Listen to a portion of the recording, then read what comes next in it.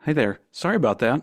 Hey, no problem. I was like, what the? What's the funny thing is when you sent it to me the second time, it didn't ask me for the passcode, but the first time it did. So I'm like, what the? I must I have did don't know. something on my part. I'd have, this is, you're the second person to tell me this, so I need to Oh, address this. So I do apologize. all good, all good. I just didn't want you to think I was gonna go MIA on you because I'm like, I can't get in.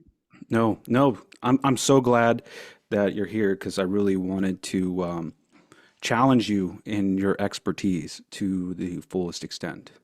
Yeah. I wanted to do a live kind of therapy session to share the the focus of the next 40 days. I'm going to do a 40-day challenge. And at the end of the 40 days, it's going to be, it's my birthday. But Oh, happy birthday. Advanced yeah, happy birthday. thank you. Is it 40th? No, I'll be 33. Oh, So you're just a young pup. yes, but everything behind my actions has depth and breadth of the situation that has occurred in the last couple years over my ex, who's Hmm. also the mother of my child. She is a narcissist, and I've lost everything. So recovering from that and applying myself in real time to my life, I want Hmm. to illustrate that authenticity every day by sharing what happened, like a little snapshot every day of a situation on how I was manipulated and how it affected me and still does to this day. Hmm. Is that Got it. something you're interested in doing with me? Well, I guess the because so first of all, I'm not a therapist and I'm not a counselor. So really Mm, my focus as a coach is really to take ownership of whatever's happening. Like the conversation on mm, narcissism, I don't really get into that because I feel mm. like that's kind of playing a bit of a victim, like the problem is over there. Oh, So I yes, really, definitely. I really work on like, okay, what is it that I need? What do we need to heal within ourselves? What is it that we need to forgive about ourselves? Where is it Hmm. that we haven't had compassion for ourselves?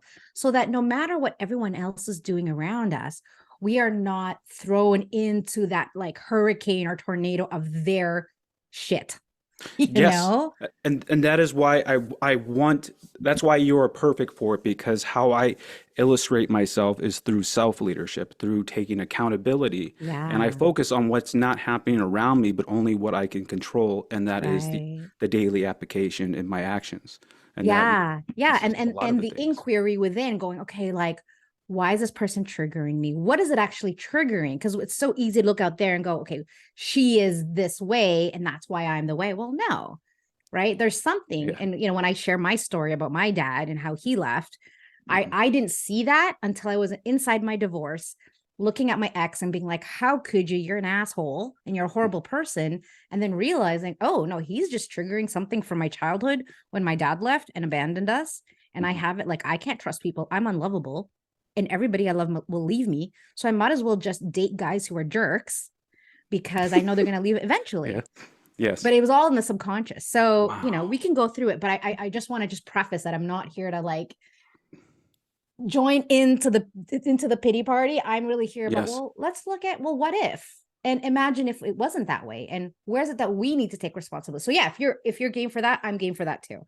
Yes, one, I definitely don't like pity parties. I was in the army for 5.5 years, and there's a little PTSD associated with that, and also Uh-huh. with my childhood and being sexually abused by a sibling, and Mm-hmm. the sweep it under the rug mentality was Mm-hmm. definitely occurred, and Mm-hmm. kind of recovering from the lies of the narcissist, but also her taking off with my son and stealing my identity, uh, getting hit by a car from her, um, controlling the narrative around police. I mean, that was just a huge thing because oh, this military guy is just harassing her. It's not the other way around. Like I had Mm-hmm. no clue what the fuck is coercion to the point where you are being pushed into a situation that you felt all of a sudden that you were just stuck within these walls that you can't even move without them saying so. Mm-hmm. Mm-hmm. Yeah, I got that. I got that. And at the end of the day, what happened happened. So how do you move forward? How do you not let this thing hang over your head and keep you from actually being happy and finding love again, right? Because we close our heart off, or like, oh, this is how women are, or this is how, right? And so, Hmm. as much as we say we want to fall in love again, there's this subconscious way of being that we're like actually close to it because we haven't healed Yes. and forgiven that. So, if as long as it stays in that lane, I'm cool with Yes. that. I just, yeah, because I don't, Of course. I got that you've been through a lot. I so get that. And at the end of the day, it happened. So, Hmm. how do we move forward? How do we become stronger, wiser, better, and Hmm. happier, and learn from that trauma rather than have that trauma be the thing, this badge or this label we put on ourselves saying, like, I'm Hmm. broken or whatever, I'm Yes. unlovable. So, yeah, So so as then, long as we play in that yes, field. one step past that. Yeah. How, once we get to where we can remove the label and be essentially reconnected with ourselves, because we fall in these positions where we're genuinely good people wanting to help other people. And at that point, I've lost myself. So reconnecting with Mhm. myself, but still moving to the point where what I've built will allow me to stay at this level that I'm at now and not Mhm. fall back down to Mhm. cyclic behavior. But lastly, this individual I'm going to have to interact with for the next 16 Right. years. So when I'm Right. around her, this is the scary part, is that it comes back. Just like how Yeah. I were to put on my uniform or be in the same area where I served in the military, because Yeah.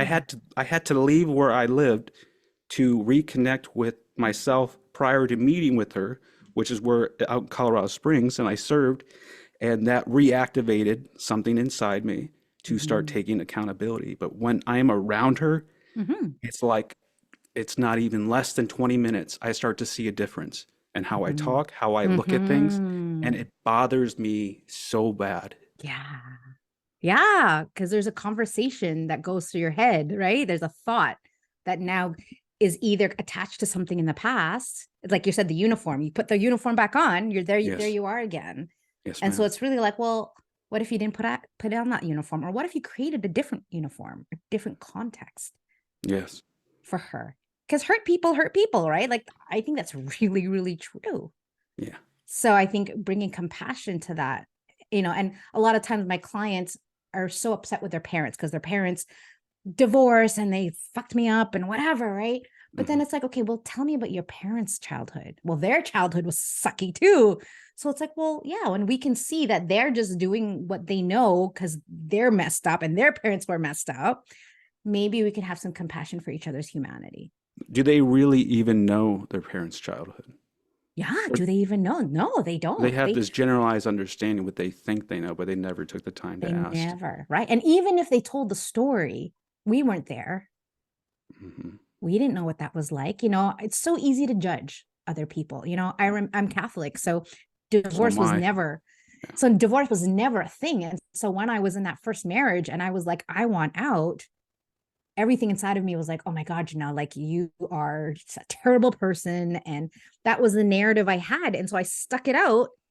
And Yes. meanwhile, I'm like dying inside because I was so afraid of what people were going to say, and also what was God going to say, and who was I to myself? Like, oh my God, I'm so shameful. I'm so like, I'm a bad person for doing I'm this. So, trying to, I can't hold it in. My parents are still together. They've been together, and they always taught me if you're with somebody, you have a child with somebody, you do not quit. You never quit. And then that military mindset mm, and then their mindset, I mm, literally, I've put myself mentally through the most intense situations that contemplating suicide and acting on suicide happened on a couple occasions because what I was going through, I somehow mentally was not understanding, comprehending, and still got past the that situation of almost oh attempting my to goodness, my friend, I yes. so understand. And yeah, yeah, yeah. Oh, cool. I noticed we're recording. Are we actually recording? Or are we just prefacing? Are we just No, we preparing? are actually recording. This is Okay. how episodes take off, and this Got is it. Okay. yes. And Okay. with that being said, welcome to your transformation station. Thank you so much. This is going to be fun. Yes, so it's Jeanell Greene. Do I have that right? That's right. Okay. Can you kind of give us a little snapshot from what I see? You got 20 years experience in self growth, coaching, and positive psychology. Would you like to add on Yeah. something to that? Yeah, I am a first generation Canadian Filipino. So with that comes a lot of expectation and a lot of pressure. I'm also the eldest. So I've always been a good girl, people pleasing, straight A student, obedient, all Mhm. that. And that all changed when I got married to my first husband. And looking back now, I see that it came from fear. It came from fear of being alone. It came from the fear of nobody wanting me. And when I was in that marriage, I decided to start doing the work. So I did this sort of weekend seminar, and that's when my eyes were opened, and it was like Wizard of Oz, where everything went from black and white to color. And I just Uh, saw how my life was the way it was because I actually hadn't healed what had happened to me when I was 9. And what happened when I was 9 was my parents, first of all, had a great marriage, like ideal, laughing and playing and dancing and overnight date nights and things like that. And then all of a mhm. sudden, my dad cheated on my mom with my mom's best friend who lived in our basement, got her pregnant, and Wow. left. And I was 9, my sister was 6, and my brother was 3. And for the next 3 years, we were separated. And my only memory of that time was my mom on her knees praying to God to bring my dad back. 3 years later, my dad comes back, asks for forgiveness. He was sick. He was on a kidney transplant list and was going through dialysis and needed someone to take care of him because he couldn't work. And my mom said yes. And my mom forgave him. And the next 13 years, it was like nothing had happened. They just pretended like they never talked about it. My mom never hung it over his head.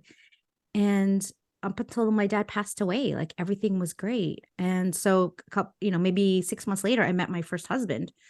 And I realized at that point that I actually hadn't healed my relationship with my dad or what had happened to me when I was 9. And in doing the work, what I saw was that little 9-year-old standing at the window, watching her dad leave, waiting for him to turn around and say, "Ha ha, joke," because my dad was a big joker, which he never did. I made 3 decisions that day subconsciously, and that Wait, was wait, Jeanette, before you yeah, go any further and say that, I'd like to actively participate and yeah, challenge the their interviewee with yeah, go for it. so I wanted to punch the camera when you told me about your dad up and walking away because to me I feel like there's a lot there is the fact that this individual pretended to be somebody he wasn't, and that mask eventually came off. He was only there for a certain reason, and that is to benefit himself and only himself. And when he saw a new opportunity for something that fed into his ego or whatever conscious scheme he was into at that point, he ran with it. And then when he had this reality or wake up call that's going to affect him for the rest of his life, he came back to the only thing he knew that was solid and stable. And that upsets me to the point of me reliving a moment with myself. But what I want to ask you is what came to mind when you realized that you were not over that experience you went through at 9 years old? Yeah, I didn't realize that I hadn't gone over because consciously I'm like, okay, great. My dad came back. We had our happy ending. Here he is on his deathbed, and we're like, it's all love and support. And I felt like, or I thought that things were complete. Mhm. And as I was really starting to think about my future and what kind of relationship I wanted to have, I saw how I actually wasn't complete. And, I actually, I work with infidelity a lot with couples, and I don't actually see it that way. I see, when I really look at it, my mom was a very independent woman, and my dad wanted a lot of affection, and my mom just was not fulfilling that need for him. And I'm going to call myself out. In my first marriage, I had the same experience.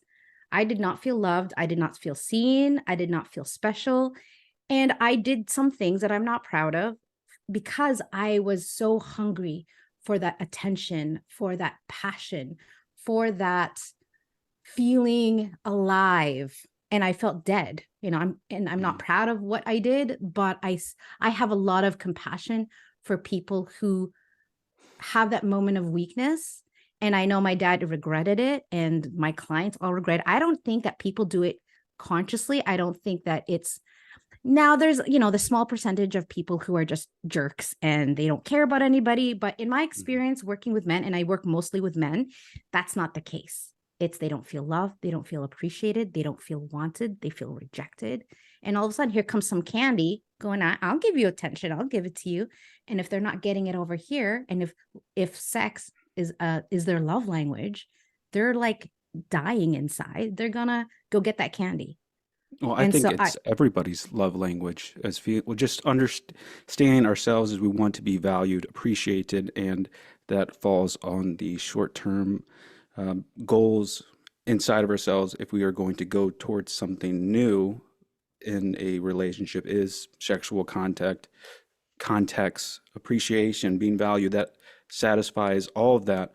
But looking at what a healthy relationship is, like a real, true relationship of 60 years, it's being able to endure that process of stepping away from each other to be with someone else, to realize that we were with the right person all along. It just took taking a shitty experience to realize, have us reconnect, is yeah, what I was trying to preface. yeah, yeah. I mean, we're all human. We all do stupid things. Mhm. Temptation is there, the ego is there. But that's why it's so important to do the healing work, because then you're just going to keep sabotaging it. I meet people who have been married 5 times and they keep attracting the toxic relationships. Yes. It's not any wonder. I said, you are the common denominator. It's not women are terrible or men are liars. There's something about you that has you attract or be attracted to those crappy relationships. And so it takes you can't usually do that work by yourself. You kind of need someone to point it out to you and like, do you notice that you attract these kind of people? And they're like, Mhm. no, I never realized that. I thought it was just coincidence. No, it's not. Okay, so then let me ask you this. So there is this like stigma or around, okay, guys are liars, and then women, I mean, I don't remember, or I'm just being clever not to say anything that would No, you can say whatever you want, well, my I can't friend. even think of it off the top of my head, but what I'm looking at is what if that stigma is affecting our understanding on how we view the person that we are intimately involved with.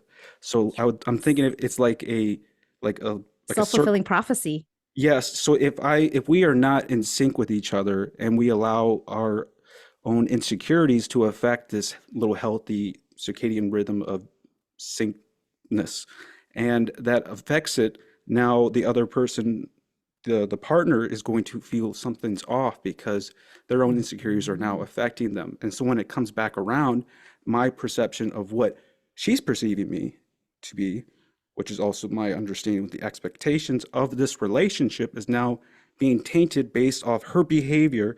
And Yeah. now I am having this fuzzy feeling that something's off. So Yeah. then it gets worse and worse, Yes. and then that's what draws us to do something stupid, to realize there was nothing Mhm. ever to happen in the first place. Yes. Yes. And if we add the layer called we don't know how to communicate in healthy ways, we just know how to be passive aggressive or shut down, or be super anxious about a relationship, that on top of that is like a formula for disaster. And so Hmm. women, let's talk about women for a second. For us, this is why communication is so important to us, because we make stuff up. And if you don't actually tell us what we need to hear, we're going to go, oh, we're going to think worst case scenario. Why? Because as humans, we are always in survival. Like Hmm. that is the default, is survival. So if I don't feel love from you, if I don't see you present with me, my brain goes, okay, what's going on? Is he cheating on me? What's happening? Does he not love me anymore? Am I unattractive? Am I fat? Am I skinny? Like we start making stuff up. And if Hmm. the other person doesn't know how to ease our anxiety or know how to communicate love in the way that we need to hear love, that all it's just the snowball effect. So like Mm. trust. So many people deal with trust issues and betrayal, right? And they Hmm. go, my husband's so great, but I have trust issues.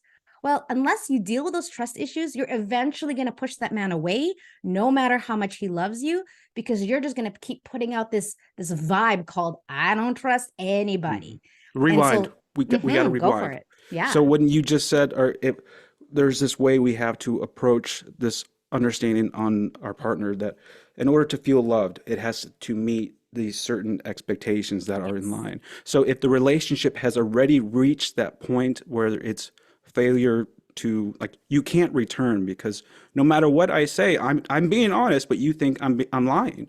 Like, yeah, and I'm being completely transparent. At yeah, this point, there's nothing I can do, and this is where the guy is going to say, fuck it. Or yeah, the insecurity is saying that I know you're cheating on me, but I'm not. I'm being completely here. It's now you're framing me to yes, want to go that direction when I never yeah, had the intention to begin with. But exactly. if we go back to say we have to fulfill these needs for our partner, as in what she needs in order to be valued, understood, heard, and appreciated, is universal, but is individual to every single individual. So if Well, I we think, start, go sorry, I ahead. was saying, I think one of the things that men where they trip up a lot, a Please lot, do. Let's do this. is women, as we all know, are very emotional creatures, Yes. borderline crazy sometimes. And men are very action oriented. So a lot of the time, all the women want, and I can speak for myself, all women want is just to feel heard. You don't have to fix us. You don't have to give us advice. You don't need like none of that. You just need to say, hey, honey, oh man, I so get it. I'm so sorry you're feeling that way. You deserve better. Is there anything I can do? Would you like to talk about it? And just let her say what she needs to say and be like, babe, you're so great. Like, don't let that upset you. You are just amazing. And I love you.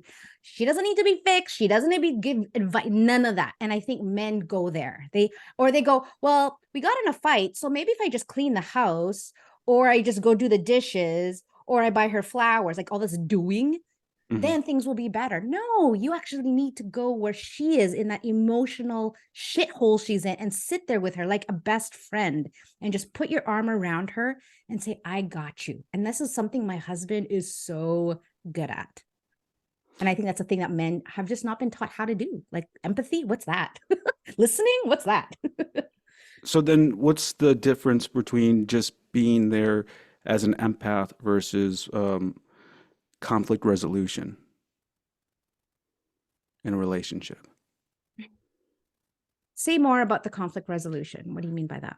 So if there is a disagreement and the phrase comes up, you always do this, when we both know I damn well do not always do this. That Mm, so yeah. how do we go forward? I think the knee-jerk reaction is to resist. No, I don't. No, I don't. No, I don't. Right. And that just makes things worse. And Mhm. here's the thing, when our defensive walls are so high, logic or emotional connection is no longer available. And so we actually have to we need to, first of all, slow our roll, take a deep breath, and go, okay, how can I bring this wall down? The only way you can bring the wall down is to be connected. And so I would say two things. Number one is get curious. Tell me more. What do you mean? Versus going, no, I don't. Tell me more. Let her talk. I got it. And try to see it from her point of view. And if you can even see 0.1% of truth in what she's saying, just say, you know what? I can see why you would think that way. You don't have to agree with it, but hey, I can see your point of view, why you might feel that way. And here's what I have to say about that. But now she feels like you're on her side. She doesn't feel like you're resisting her or making her wrong or judging her. Or again, now you're on opposite teams. You actually want to have and say, yeah, you know what? I can see why you might feel that way. But do you mind if I just share something with you and just Mhm. go into that way? Because now she's actually open to hearing you. That wall has come down. But when those walls are up, ears are plugged, eyes are closed, nobody's listening to anybody. It's now a domination game. Who's right, who's wrong, whose fault it is. And we can't get to anywhere close to love from that space and from that energy. Okay, so then with what you just said, we have to understand the quantity and quality of these kinds of conversations that we have to have. And is there a point where compatibility becomes an issue for one another? Yes and no. I mean, a lot of clients come to me and the first question is, can we save this marriage? Can we save this relationship? Yes. I would say there's maybe a 2% space where I would say highly unlikely. But most of the time, it's just that one person isn't willing to get over themselves and set their ego aside to actually come to the table and take responsibility. I know, right? That's literally what the fuck is going on. I'm sorry, but that has to Yeah. be. Welcome to Yeah. my life. Yeah. But, you know, like as someone who grew up, my mom never apologized. We were the kind of family, I don't know if it's a Filipino thing, but we would fight. We would storm away, go into our bedrooms, slam the door. We would take the next hour or two to cool off, and then we'd come back into the living room and act like nothing happened. So there was no accountability, there was no responsibility, there was no forgiveness, there was no I'm sorry, I did you wrong, none of that. And so when I met my husband, who's the complete opposite, he's like an over apologizer, over responsibility guy. He thinks everything's his fault. I really got like, wow, there's actually a lot of power in admitting your shittiness. And actually, there's nothing wrong with saying, hey, you know what? I shouldn't have said that. I was actually really mean because I wasn't taught that way. I wasn't taught to have compassion for yourself or other people. And not, you know, my parents were great people. And there was this programming that even when my husband says sorry to me, and even, okay, I'm going to out myself for a second. There's times when he says sorry to me that I know it's my fault. And I almost don't want to say sorry because I'm like, well, he said he's sorry, so I'm not going to apologize. Like it's done. But then if I'm really honest about it, I'm like, no, I need to apologize. But my ego does not want me to apologize. My ego's like, yeah, it's his fault. He already apologized, so you don't need to say anything. Oh, okay. Don't go another step further. Okay. So, is this now when you realize you're in a shitty relationship, and I'm looking at as a guy perspective, is Yeah. this because he always apologized and then the partner that he's with never stepped to that next level to realize she was actively participant in this situation that led to this point? Yeah, absolutely. We train people to treat us the way they treat us.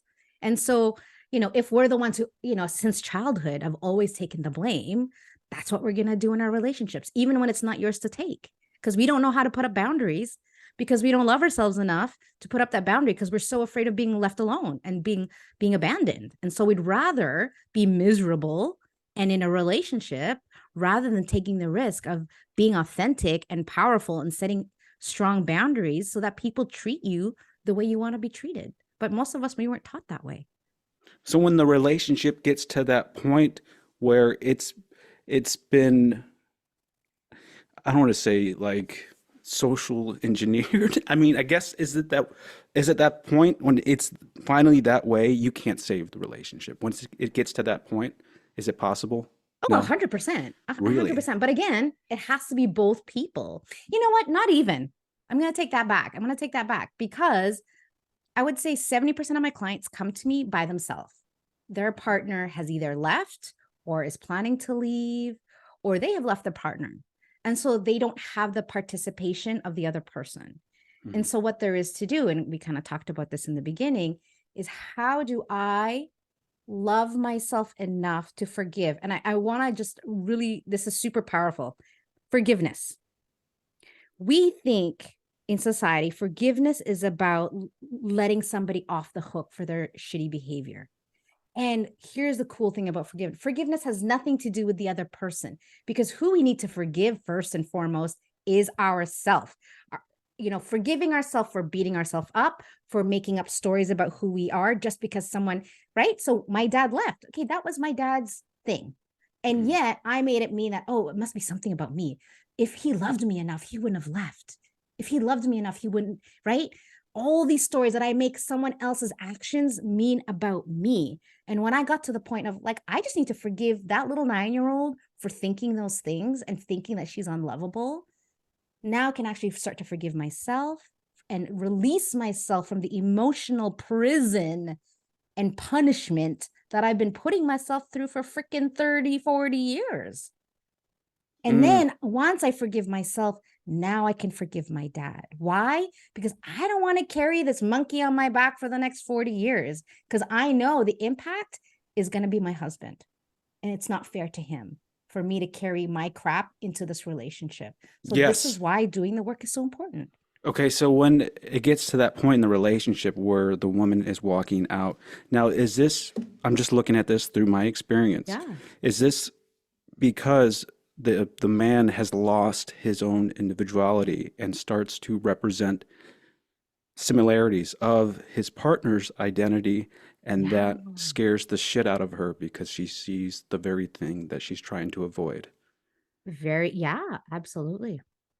Oh my God, that's for being just always aware of the situation. It's actually it's a miserable life to live, but I Yeah. try to be aware of everything about everything. So, Yeah.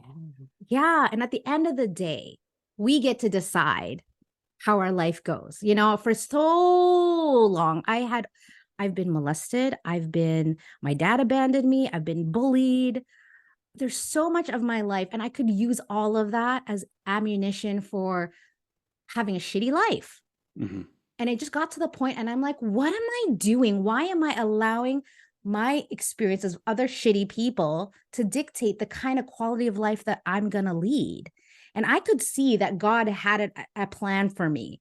And I'm like, how can I live into this big, audacious, bold life with all of these old emotional baggage that really doesn't matter anymore?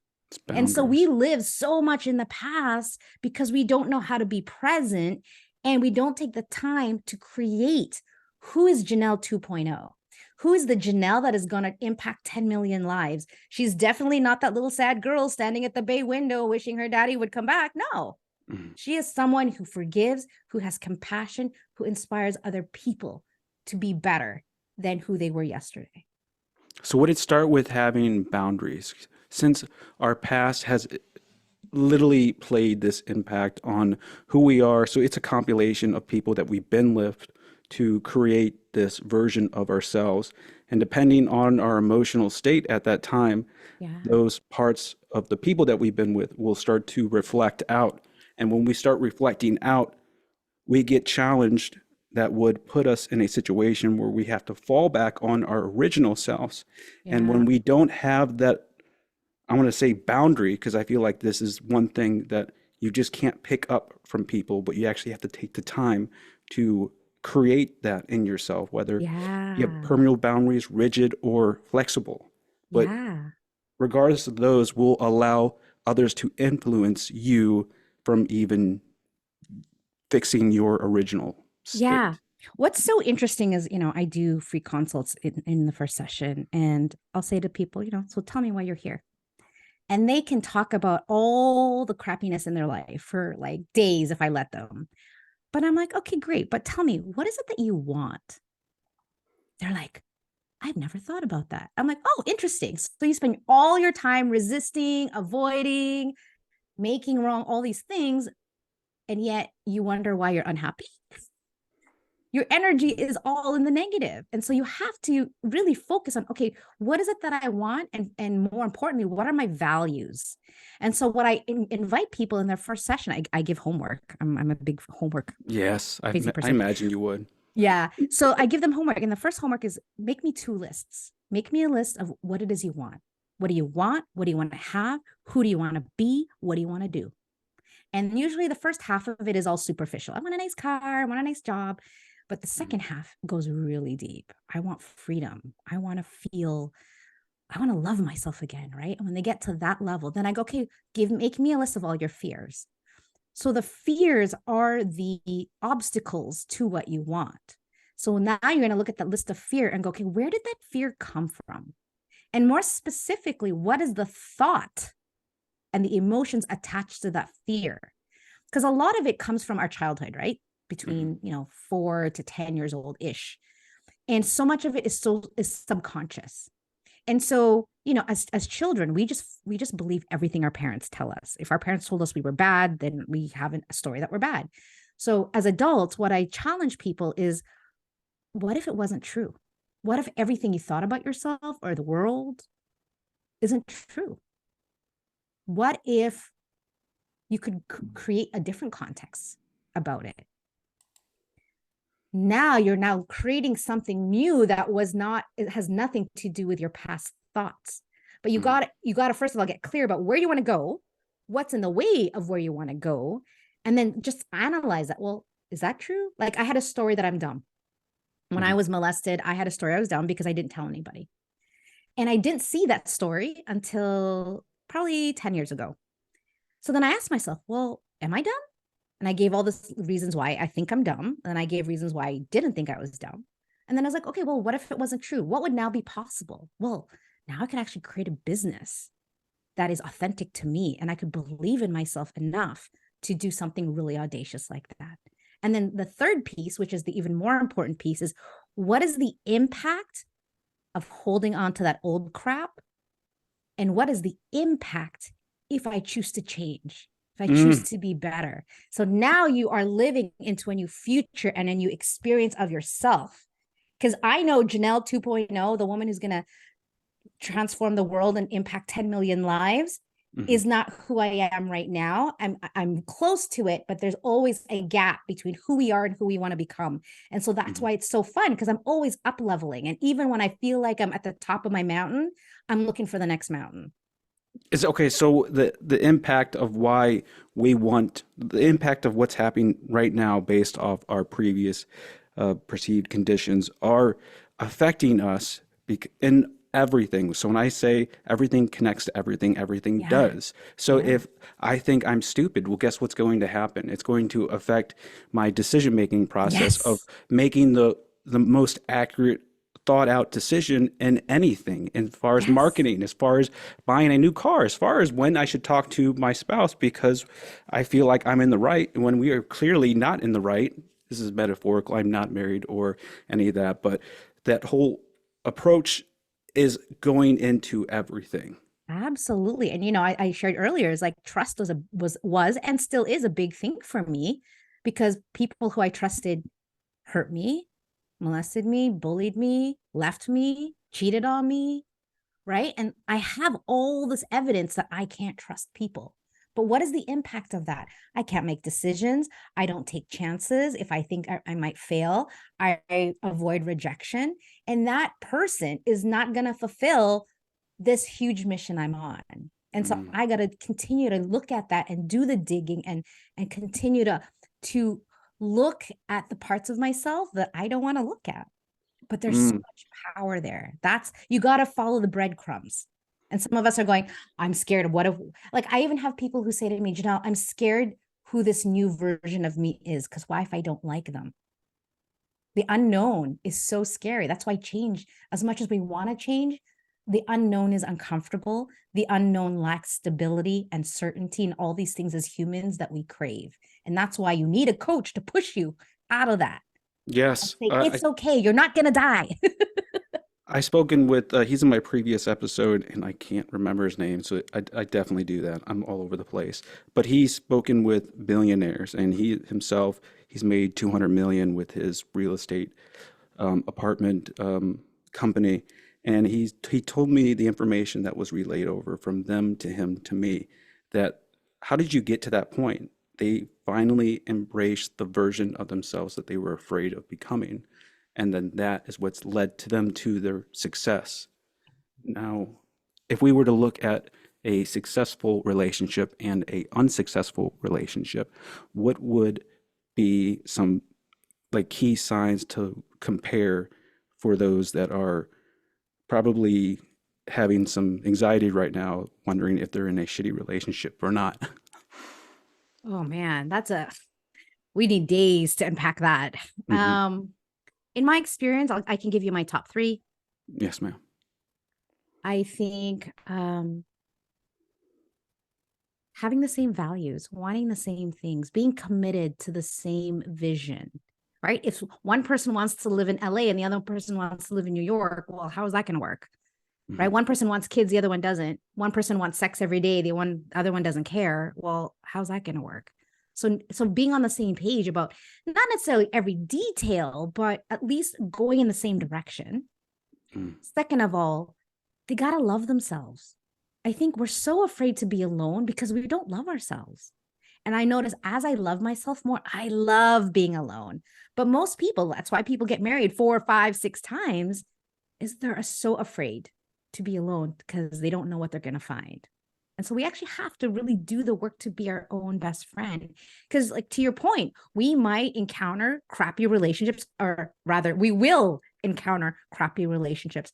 And if we don't have this piece handled, we will believe anything anyone tells us. If someone says, oh, you're a horrible person, oh, you're a liar, or you're whatever, you're ugly. That Mm. was something I was told as a kid a lot. You're ugly. Because we start telling ourselves that. Yeah, So we agree with it. is there a terminology, like when you say being alone, like what if we were to compare that and say being alone and not being with anyone right now? Would that affect our survival instincts to want to latch on to the first thing that pops up? Maybe, maybe. But for me, my fear was like, I don't want to be seen as that single woman who just lives with dogs. What are people going to think of me? They're going to think I'm worthless. They're going to think I have nothing, no value. But that's all conversation within myself. Mhm. And so as a young person, I've probably been through dozens of, I had a relationship every month with new people, and none of them worked out for me. But I was just so afraid to be on my own because what would people think of me? Yes. Right. But it's really, who cares? Who cares? Who Mhm. cares? It's how we think of ourselves. But Okay. we put so much validation on what other people think, or we think what other people think about us. And honestly, they don't give two shits about us. They care more about themselves, and they can judge all they want, but they don't know who we are. They don't know what we've been through. They don't know what it's like to be in a crappy relationship. So to tell me, oh, you're bad to get divorced, or you're bad to leave that person, who are they to say? Okay, so that's all right. There's a problem with that because I'm definitely guilty for being in the worst relationship that I can literally find and would never wish this on any human being. Yeah. Why do I find myself going back? Yeah. Going back to the same person? Yes. Is it because there's an addiction to it with the dopamine release of being love bombed and then treated like shit to this operant conditioning? The same way you train your dog, my Mm-hmm. Labradoodle, through Pavlov's theory. Is that what has happened to me when the moment I try to heal and I start to flap my wings and then she just snaps her fingers, then I want to just la la la la, hey. Jump, jump, jump. Yeah. Jump. How high? How high? Tell me, tell me. Yeah. There is definitely something you get. There is a benefit. Now it could be a two, it could be a double-sided benefit. Either there is a high that you get from getting the attention and the love that you've been searching for and thinking that this is the person who has the magic key to that. Mhm. But on the flip side, on the darker side, is I feel so unworthy that if I don't do what this person wants and they leave me, that's actually worse than staying with someone who doesn't actually value me. Again, goes back to being a fear of being alone. Like, there's all these layers, right? It's like it's an onion. And in every situation, at the end of the onion, what is really there is a fear of being alone. Because death is being alone. So, but there has to Being be something judged is that's being affecting alone. our thought process. Like I'm thinking of it as sunk cost fallacy, where we have invested this much time into this person, thus starting over Mm. seems like a bigger obstacle just as the fear of the unknown. Yeah. Or links to that. Yeah. For sure. Like being, this whole marriage thing with this first guy. I remember a week before the wedding being like, I said to my mom, I don't know if this is the guy for me. And I was in tears, and, the wedding invitation's been out. Like there was so much invested into this event. And even though my heart was like, Jeanell, this is not right, my brain said, but Jeanell, all the invitations are on. What are people going to say? And they bought the gifts already, and you already have your dress. Who freaking cares? But Yeah. that's the logic that I went through to tell myself that I need to stay here because to leave costs too much and it's a waste. And I Mm. think, even though we know that logically, we kind of have to experience it to really get it. We almost need a safe unfortunately. word that we would use in sexual intimacy for our own life when we start to spiral. Like I call myself a sergeant, or I would have somebody refer me by my last name to kind of Mm, bring me back to the identity that I associated with. To like, whoa, right. what was Sergeant Favazza do? Yeah. Yeah. Yeah. And I think that Sergeant Favazza is in my sort of equivalent is my inner wisdom, my higher self. So I sometimes talk to future Jeanell and I'm like, future Jeanell, in a year from now, what would you advise me? And that future Jeanell, she's smarter than me, she's Mhm. wiser than me, she can call me on my BS. And sometimes it's God, sometimes it's my angels. But I think having an experience of being outside of our current state and reflecting that is, I think, really beneficial. Mm, interesting.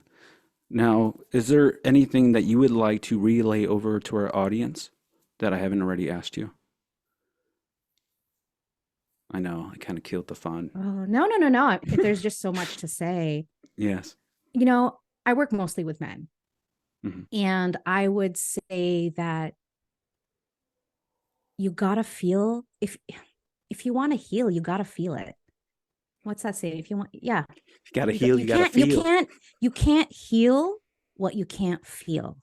And I think so many men and women too focus on I just don't want to feel it. I just want to like block it out. I just want to not have emotion. But that's why there's so much emotional disorders, mental disorders, suicide, depression is because we don't Mm, allow ourselves to just be feel. honest and You authentic gotta with who we heal to are. feel. Something. Feel to heal. No, the other way around. Feel to heal. But I think that, that's the space that I create for men is I don't they judge themselves. They beat themselves up. So with Yes. me, what they get is they get actually encouragement. I'm like, good. I'm glad you saw that. Awesome. Okay, what let's shift this. And so by the time they come out with me, they're a completely different human being. And so they're no longer, like you said, triggered by other people. Like I have a client right now whose wife is 1 minute she wants to be with him, next minute she doesn't want to be with him. And so he's like so confused because just as soon as he gets confident in himself and feels like, I don't need her, I can love myself, and whatever she decides to do is not, an issue for me, all of a sudden she looks his way and says, hey, I miss you, let's God have sex. damn it. I'm And literally all of a guilty. sudden, yeah, and all of a sudden he's running back again. And then they go and have sex or whatever. And then at the end, she's like, oh, we probably shouldn't have done that. Yeah. I'm not sure. I need some time. And he's like so confused. And I'm like, dude, like stop jumping and just let her go. And so now he's now focused on his kids, he's focused on his work, he's focused on himself and creating a life he wants. He's buying a home in Mexico, which is his dream.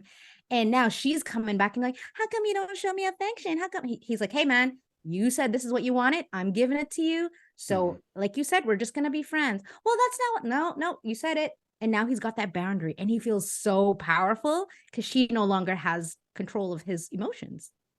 Jesus, I've been in that situation so many times that it's almost like my dissociation as my childhood has adapted to the point where like you flinch when you know something's coming, Yeah. where now I know this is going to happen, so now I'm going to take it out of myself. You know what? We're not ready for each other. I'm going to leave when she was literally going to do that to me, but I automatically just did it to myself to end this and just Yeah.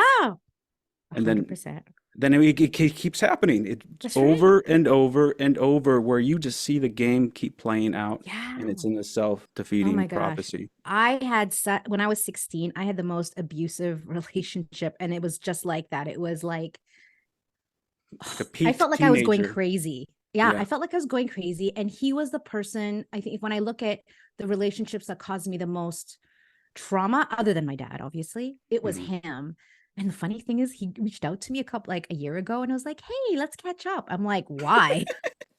I'm like, how, and I made pleasantries. I'm like, hey, how are you? Are you married? Do you have kids? He's like, I don't want to talk about over text. Like, call me. And I'm like, no, I'm not going to call you. Yeah, that's sketchy. Yeah. And then when I said, why would I want to call you? You did this and to me. And then he flipped it around to me like, oh, so you just holding on grudges and you obviously haven't grown up. And I was like, yeah, Motherfucker. Yeah.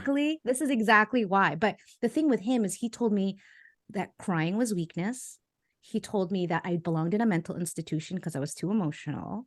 And so even when my dad passed away, I could not cry because I was so stuck in this belief that if I cried, people would think I was crazy. And I really had to work on dismantling that. Mm. That is nuts. So he put his own beliefs that's based off fear of being perceived a certain way onto you, which isn't real, but made you even question your own self because you have yours, you Exactly. have societal's, and you have his, which is all And my conflicting. dad. And then yeah, that's just gonna make you go crazy. You'll wonder why. Like Yeah, I'm so, we need to go beat that guy's ass. Let's I know. But I'm now I get to live in this extraordinary marriage with a guy who just adores me and supports me and loves me and wants to just make me happy. And so I want to make him happy. And so we just love up on each other and we support each other. And his dad passed away recently, and I was afraid that he was going to shut down and push me out. But no, he came to me. He was vulnerable with me. He shared his emotions and he let me support him. And he loves and respects me even more because of who I was for him in his darkest times. And that just made us stronger. I like that. I really do. With recognizing people that are essentially they're drowning people. They Yeah. keep repeating the cycle and then they Yeah. try to take you with them. How do we Yeah. avoid those types or recognize that they're even in our social circle? 100%. Yeah. Well, Circle. step number one, awareness, self-awareness. We are so caught up in our brain, in our logic, in what like work. We don't even stop to pause and go, hold on, what's happening right now? Mhm. Is this even what I want?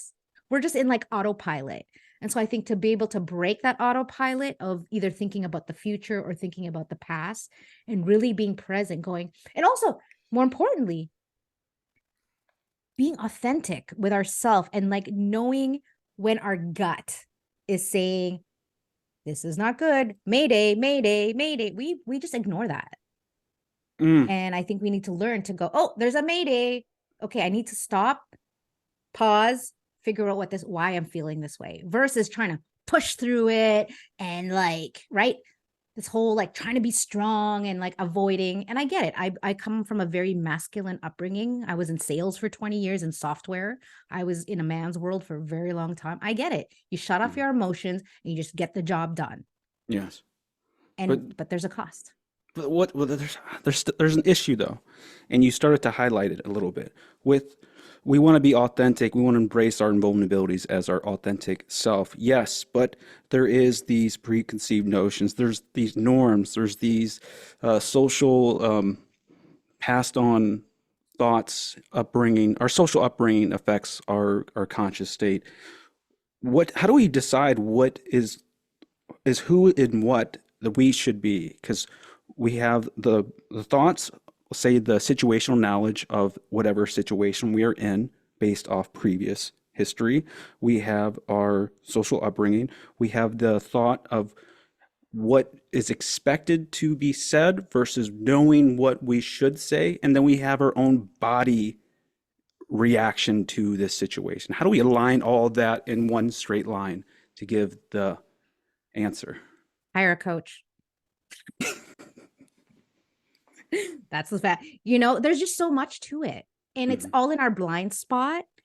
And we don't even realize the limitations that we have. We just have it like, this is who I am. This is just, I've always been this way. But what if you didn't have to be that way? And I think, again, going back to what I said 5 minutes ago, to really listen to that gut, because that gut is strong and it just gets louder and louder and Mhm. louder if you don't pay attention. And a lot of times it manifests itself as sickness, as Mm. cancer, Yeah, as is that as things like that, IBS? as IBS. Yeah, definitely the gut, because the intuition is actually located in the gut. Fuck, that makes a lot of sense for me. So I think just again getting real with yourself, and Oh, if you can't do that on your own, then hire someone to help you get there. But when you actually listen and get all the shit that everybody's the shoulda, coulda, wouldas, all the expectations, all mhm, the societal norms, and just go in and listen. So this is for me. Like I go away by myself for a week every quarter to mhm. just go there. I take off the coach hat. I go just be Jeanell, listen to what my inner child's telling me what she needs, which is usually fun is missing in my life. Yes. And I just I just be myself. Because the more authentic we are, the more in integrity we are with our values, the more power we have. So a lot of times people go, Jeanell, you glow, you radiate, like you're so powerful and confident. And I'm like, yeah, I'm that because I do the work every freaking day. And when I don't do the work, I get sidetracked and I start doing things that I think I should, could have, would have done, or what a coach should do instead of really listening to what my gut says. Oh, all right, Gut all is right. always right. I got this. All right, this is really good. I have this on my fridge right now. It's a post-it note. Yeah. Why do I lose control when I miss one day? Why does Why it do I start to lose fall? control? Why Like, do you lose control if you miss one day? yes. What does that mean to So you? I have a morning routine and an evening routine. And Mm, if I don't do that, then I feel like I'm out of mm, control with my normal or future self.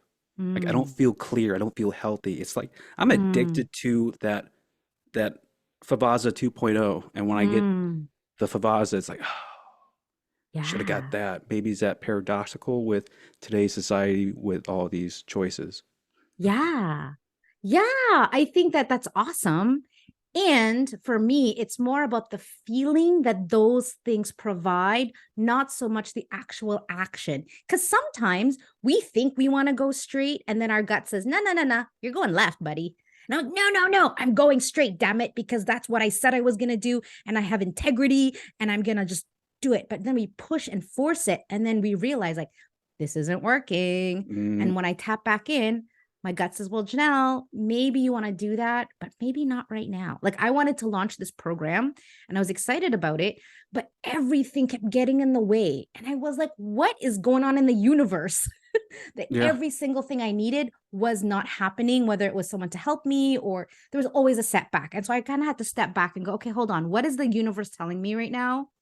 And what is that I actually want? It wasn't the actual workshop itself, it was an experience that I was hoping to create. So if it's about the experience, if it's about an emotion, I can shift the doing piece of it. And so I agree, there is definitely this regimen that is required to up a level, especially in the matters of health. And we also need to have some space to rejig, to repivot if that's what is needed. And I think sometimes for me, I know I beat myself up about it.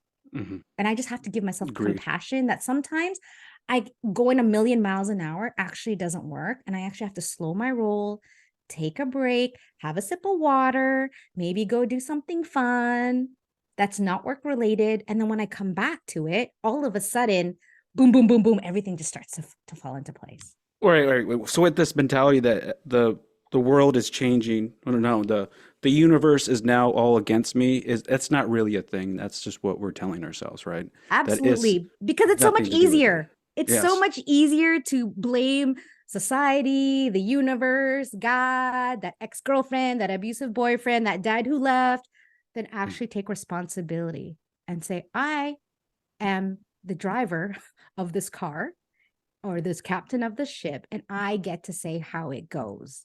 And that takes work. And a lot of people aren't willing to do the work because it's hard. They'd rather just sit back, put the car on cruise control, check out, judge other people, judge yourself. It's just easier that way. But to have the extraordinary life that we want of design, of intentionality, of power requires work, just like working out. You can't just have an awesome body just sitting around. You need to get up, get your ass to the gym, have an accountability partner, and stay focused. And get supplements and stretch and start at a light routine and slowly Exactly. work your way up and Yeah. have a Yeah. Favazza motivator. There we Yes. go. Yes. So this is wonderful. Like if our audience want to learn more about you, Janelle, where can they go? And if they want to check out your coaching Yeah. lessons. Well, I'm Yes. definitely on Facebook and Instagram and TikTok. My website is JeanellGreene.com, or if you want to get there in a simpler way, it's saveourmarriage.ca. I'm really passionate about marriage and family and ending generational trauma. But a lot of my clients aren't, the relationship piece is a part of it, but that's not why they come to me. They're coming to me for someone to support them in getting empowered, getting clear about who they are and what they want as quickly as possible. Mm, I like that. and doing the healing work that's required. Because what we sometimes we know what we want. The work is actually dealing with all the obstacles and all the shit that gets in the way of that.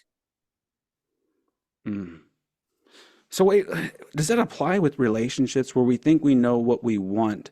And this also applies to job choice. Yeah. Is what we really want isn't what we want, but it's wanting what we want in ourselves. Thus, it's something completely different. 100%. When I got married the first time, I thought what I wanted was someone like me, because I was, dating a lot of men that I think felt intimidated by me.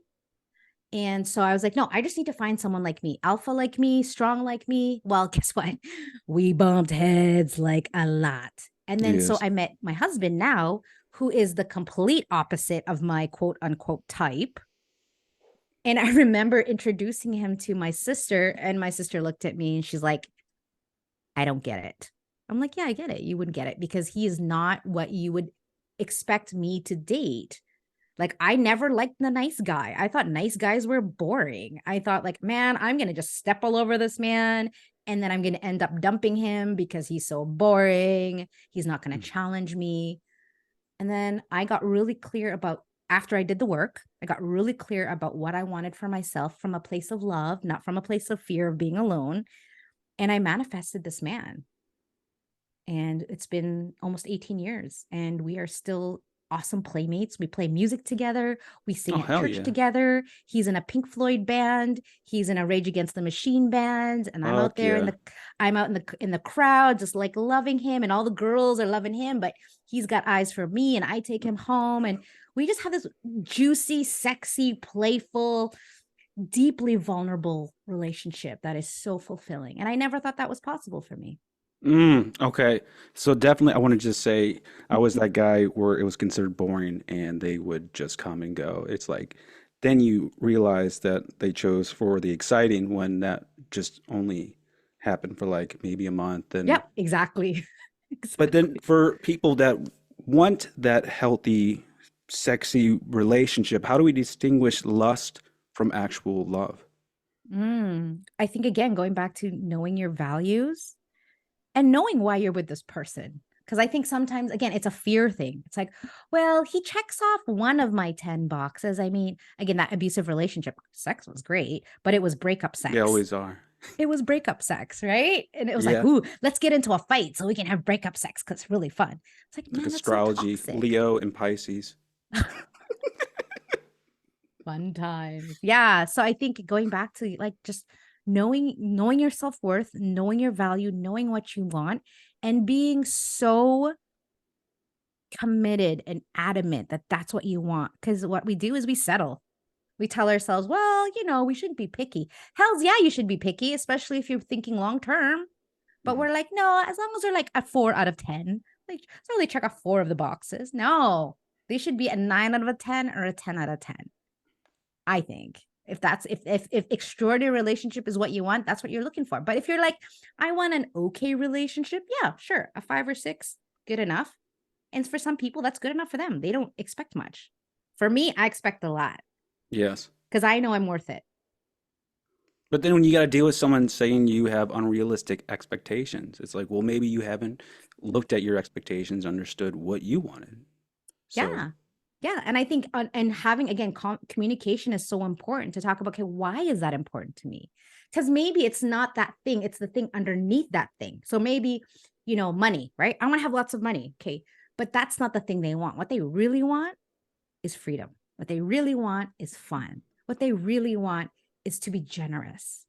So you got to be able to look beneath that. But again, you won't know that until you do the work on yourself and know yourself enough to be able to reflect that back to someone else. And when you love yourself, you will, I believe that we are all energy. And when mm, we elevate our energy, we're going to attract people of that same caliber. mm, okay. So this is, I have something for you. This Okay. Favazza 30, well, it's really 40, but it's the 24/30 kind of, I wanted to rhyme and 24 hours. We had to maintain accountability. every 24 hours in ourselves so we don't lose ourselves, but redirect this new behavior to reconnect with who we were, but also who we want to be. And for Yeah. 30 days, I'm going to be sharing different types of information from my routines, from things that I developed in the Army, from learning in Krav Maga as an instructor to becoming whole in applying heuristics in these approaches. But if we could have just like a 10, 15-minute conversation once a week for till my birthday, would you be okay with doing that? So for just to relay the progress, but also illustrate your expertise and how people can see you in action and want to essentially come to you next, if you'd be I mean, we interested. could have a conversation about it for sure. I don't know Yes. what that looks like because I'm super busy. Yes. I'm full. I'm almost at full capacity, and I've Yes. got a workshop for February about 5 ways to rekindle your intimacy and romance for Yes. Valentine's Day. So, but yeah, we could absolutely talk about it. Okay. Yeah, because I would love to do it for like just once a week. This would be huge for marketing you, but also showing my progress and having it as you as the expert illustrate, okay, this is working. Continue, keep moving forward. You are making progress. Yeah, yeah, It's up to you. You know, for those that are listening, I don't know anything about Jeanell. This is us meeting, so this is authenticity in itself in real time, and it is uncomfortable for being a introvert doing this kind of stuff. yeah. I got yeah. I mean, we could definitely talk about it and see if we Definitely. can make it work. Sure. Yes, ma'am. Okay. And is there anything else you would like to leave our audience with before I let you go? Yeah, be the change you wish to see in the world. Don't wait for other people to lead you. You lead yourself. And when you do the work to love everything about you, to be your own best friend, you don't need anybody else to tell you what a great person you are or validate you. You just know it. I don't need anyone to validate me. I'm even okay with people getting pissed off at me because I know I love ruffling feathers. That's something I enjoy because Mhm. I'm here. I'm so committed and I want to say to people what they need to hear, not necessarily what they want to hear. There's a lot of people that will tell you all that BS fluff crap. That's not my game. And so when I take people on as clients, I let them know, listen, there's gonna be moments that you're gonna want to punch me. There's moments that you're gonna probably cry. There's moments that you're gonna be really confronted and triggered by what I'm saying to you, and you just got to know that I it's all from love and it's all in the service of you healing what there is to heal so that you can be a better person, partner, and parent that you can possibly be. That is beautiful. Janelle, I really do appreciate you coming on the show today. Yeah, you're welcome. Happy to be here. And that is it right there. That is the show. I'm sorry to put you on the spot and kind of, I just feel like we really resonated very well. And not many people had this ability to take it not only a step deeper, but multiple and kept going and stayed with me. And that is like, you are the first person out of 127 episodes to do that. So I applaud you for that. Yeah, well, I think that's what's missing in the world. I think it's being vulnerable, and this is new for me, like outing myself, admitting all of my darkness and my mistakes and my own trauma, because I think as a coach you want to be like, oh, look at me, I'm perfect, I got it all together, Oh, fuck right? that. Look at me, be inspired by me. But I realize for me to inspire people, people got to get that I'm just like them. Mhm. I'm no different. I just got tools Yes. and experience in guiding people through the shit that I've been through. Like I've already paved the path. They just need to follow it and trust me enough to allow me to guide them and love them and be the space for them to admit all the parts of them that they don't love. So thank you. Yes. No, you're Appreciate very welcome. I like this. And if you do decide you would like to do it just 5 minutes a week, Oh it's yeah, something I can I can do share. that. I can do Okay. that. I can do I thought you said 5 minutes a day and I was like, No, no, no, no. No, I apologize. My brain's running like it's off someplace else trying to yeah. articulate this conversation to the future, but I need to be here. Yeah. So, Yeah, yeah, it was I just could do a week. per week thing if that's Yes. something that would be beneficial to both of us. Yes, and I will post it everywhere, including on my audio feed in front of all the audience, and push out your services so it will be marketed for that. But almost like using you as an accountability buddy, that you will see the results that will help others see the results as I try to relay my actions and the results. Yeah. So yes, Yeah, I'm happy to do that as long as it works for my schedule. yes, I can give you a link that gives, so you if you want to just pop something in that works for you and for yes. both of us, yeah, I think I could Okay. spend 15 minutes with you a week. That would be wonderful. My schedule is full-time podcasting because this is literally all I do. I have a huge studio in my bedroom, Cool. and my dog is right behind me, just hanging out. So she's Nice. everywhere.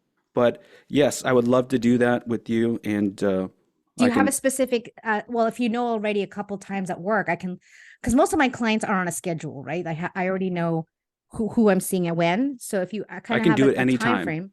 I'm up late. I have weird hours, and Oh, this okay. whole thing is trying to get me reconnected with my 3 o'clock in the morning self to in bed by 8:30, 9 o'clock. That is where I'm at my peak performance, trying to do these Sure. all-nighters. Where are you located, by the way? I'm in St. Louis, Missouri, So you're Eastern, right? Central Time. You're Central. Okay. So it's 4 o'clock, 4:19 where you are? Yes, correct. Okay. I'm in Pacific. I'm on the West Coast. So I'm 2 hours behind you. Okay. And I'm a late sleeper too. I usually don't go to bed till like 3 in the morning. My Yes. best ideas come at 3 in the morning. Yes, but then you can't act on them. Then you're like holding on to them. Like, damn it, if I always only had sleep, I could start using these. Yeah. Well, I have my phone beside me and I hope that my husband doesn't, and he usually does wake up from the light. He's like, "What are you doing?" I'm like, "Shh, got an idea." Yes. This is so perfect because you're painting the picture that I thought I was the only guy that was crazy. Like I felt No, I'm so crazy too. crazy, but that this is going to help so much people see the reality in situations and help me purge this shit out with Yeah, for sure. applying your tools in action. Yes. Monday nights are usually pretty good because my husband has band practice, so he's out till like 10 o'clock at night. So we could do if you're looking for like late evening, Monday night would Yes. work. Yes, ma'am. We can make that an every Monday night thing Yeah, till March 11th. Well, I don't know sure. what day. Okay. Sure, yeah. So yeah, yeah, he doesn't get home till about 10:30 at night, so I'm alone. So that would be like around midnight your time. So Okay. until then I'm basically just working and in my office. So Yes, if you ma'am. want to just send me a calendar invite for, a 15-minute slot, we can do that. Yes. That'd be I'd be happy beautiful. to I'd be happy to gift you that. Thank you so much. I really do appreciate it. And Yeah.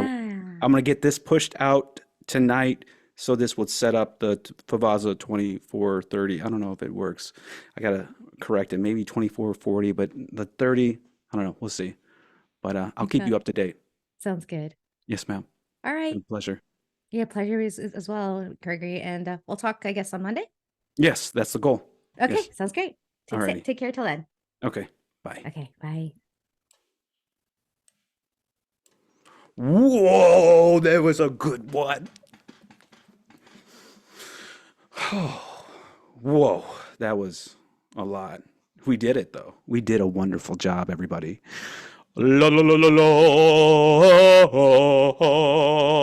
la. It's amazing how I can come off this silly and still hold a beautiful conversation at the same time. It's like, what are you, Greg? Are you not there or are you there? There's no in between, but we need to articulate which one you are.